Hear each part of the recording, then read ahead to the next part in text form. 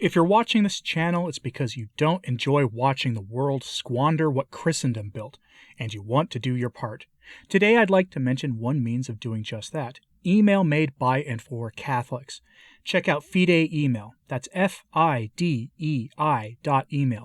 built for Catholic individuals, families, organizations, and groups. They're private, secure, and of course Catholic. God bless. Francis issued a document a couple of days ago that, at the time of the production of this video, hasn't yet been translated into English officially.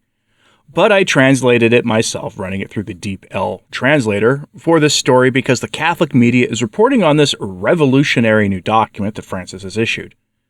Revolutionary being the key term here because Francis explicitly uses a term that is obviously associated with some of the worst revolutionary movements in human history and applied it to the theology of the Church, and it has the potential to have far-reaching consequences.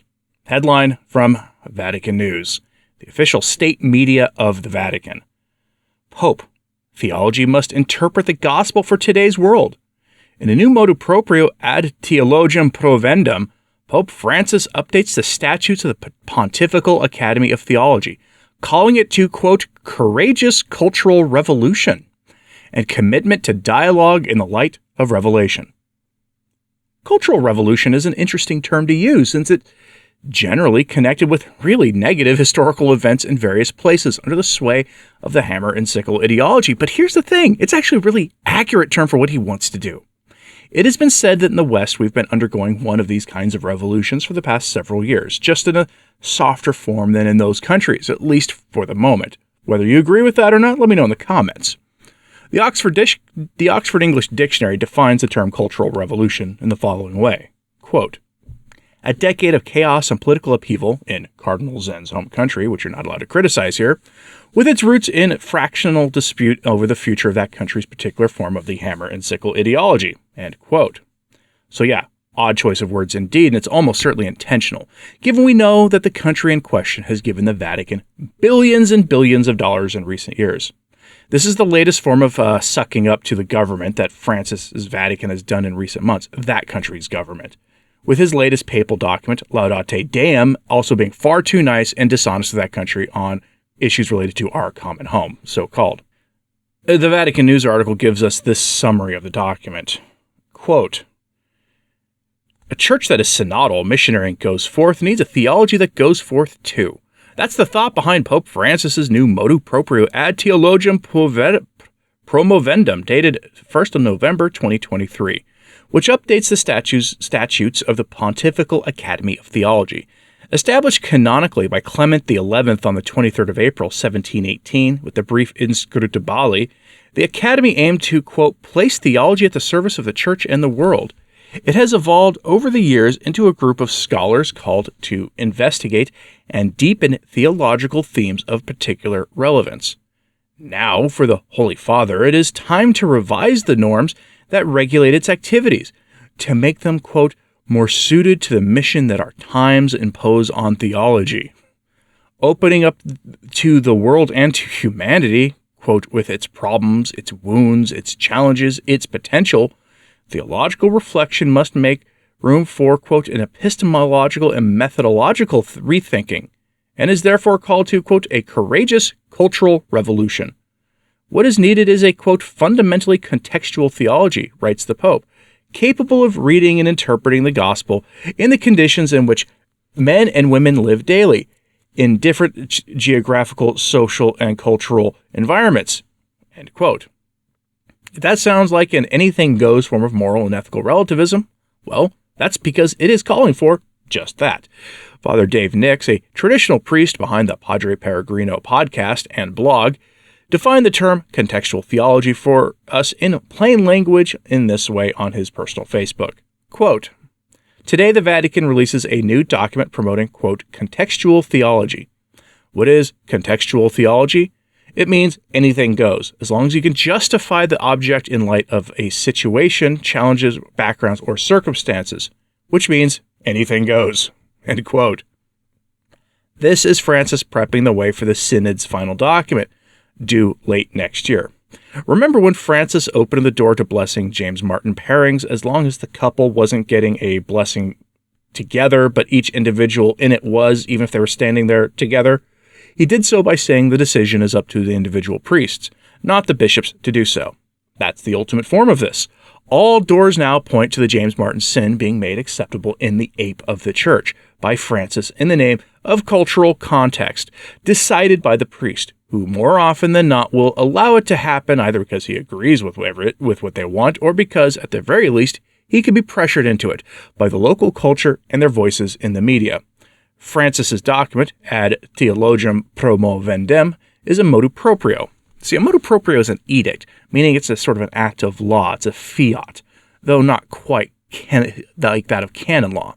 Think of it like a presidential executive order, except it can't be undone by a legislature because in the church, no such legislature exists, or can exist, since no power on earth is supposed to be able to check the power of a pope.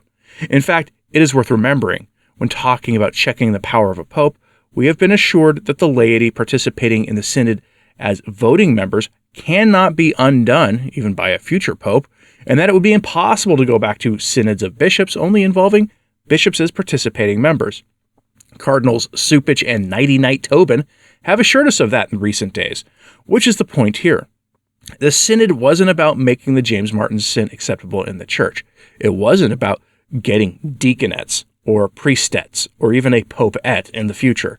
No, the synod was about decentralizing the defining of doctrine in the church and subjecting the definition of sin itself to this decentralization. Their final document pretty much says that. The synod's final document was very clear, in fact, about that, citing the ability of the laity to define what is sacred and holy and what is not using their own inborn sense of faith. That's a revolution in the church by itself, and this new document calling for a cultural revolution in the church is meant to foster that. It explicitly calls for placing the gospel in the light of local cultural contexts, which does not mean preaching the gospel in the local language, maybe using local cultural analogies and metaphors to get the message of the gospel across. No, because that would actually make sense. It actually means defining the gospel in light of local philosophy and social science. It puts the gospel itself into culturally relative terms. And one of the ways it does this is by putting the gospel and mission of the church into the clutches of the social sciences, which are the most untrustworthy and least scientific of any self-described scientific field of study. I know this because I have a PhD in a social science. I am a political scientist by training. I don't trust those fields of study and their methodologies and guiding principles because I've seen them firsthand, gone through the process to get one of those useless pieces of paper in them. Here, Francis uses the language of cross-disciplinary study, which is the stuff of the social sciences themselves. So we have to be careful here how we use the terminology, and you'll see why. Quote, "This relational dimension connotes and defines from an epistemic point of view the status of theology, which is urged not to close itself in self-referentiality, which leads to isolation and insignificance, but to grasp itself as embedded in a web of relationships, first and foremost, with other disciplines and other knowledge. This is the approach of cross-disciplinarity that is interdisciplinarity in a strong sense, as distinct from multidisciplinarity, understood as interdisciplinarity in a weak sense. The latter certainly promotes a better understanding of the object of study by considering it from multiple points of view which, nevertheless, remain complementary and separate. Instead, this form of disciplinarity should be thought of as the placement and fermentation of all knowledge within the space of light and life offered by the wisdom that emanates from God's revelation. Hence, the arduous task for theology to be able to make use of new categories elaborated by other knowledges in order to penetrate and communicate the truths of faith and transmit the teaching of Jesus in today's language, with originality and critical awareness." End quote. Francis actually uses this word that's on your screen now. Any word in English that uses that prefix gets flagged by our host. It just does. Just ask anyone running an automotive mechanics channel right now on YouTube about that. If you don't believe me, I have seen them complaining about it.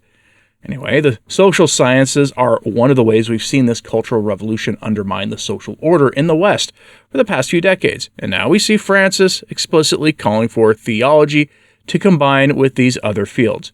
He may not say social sciences explicitly, but let's be honest with ourselves. He ain't talking about biologists, okay? He's not calling for the church's theologians to get together with botanists or physicists with the goal of preaching the gospel using the contributions of those scientific fields however they might apply. He wants theologians to take the lessons of political science, sociology, criminal justice, anthropology, economics, and apply them to the gospel.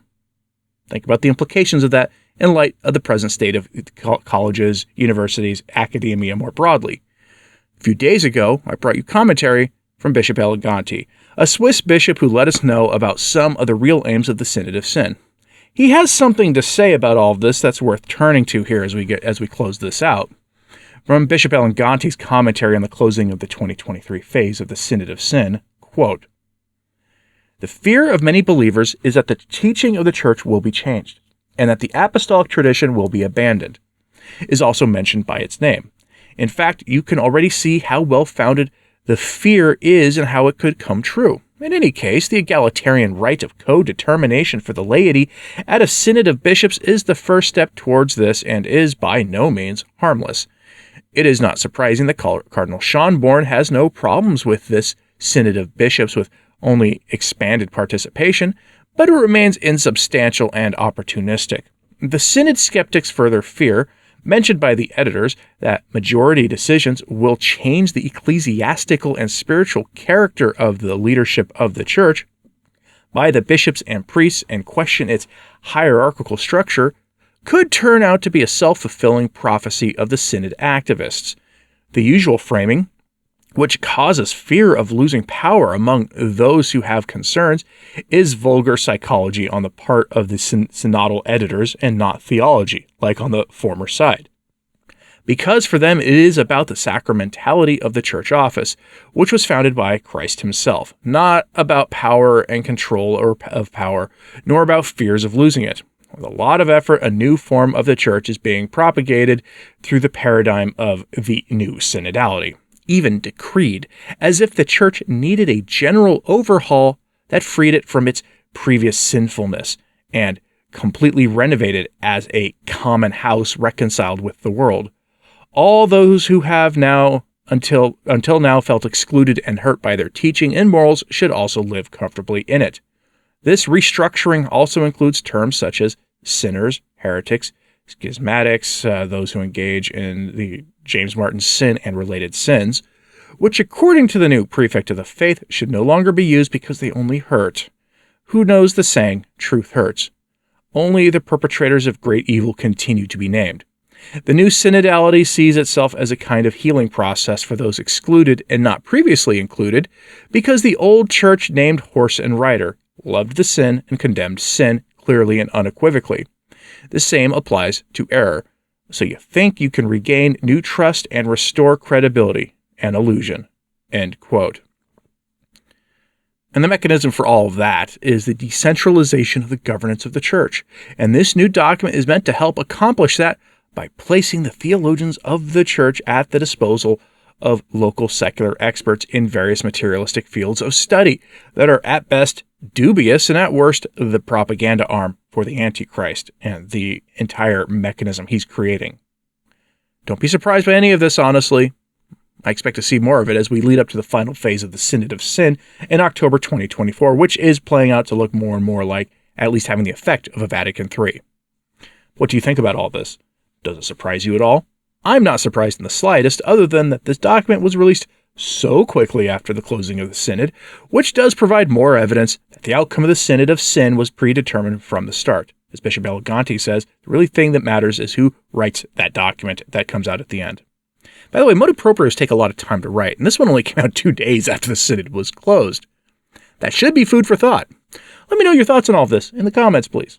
And like and subscribe if you haven't, it does help, as does sharing this on social media. That helps too. As always, pray for the church. I'm Anthony Stine. Ave Maria.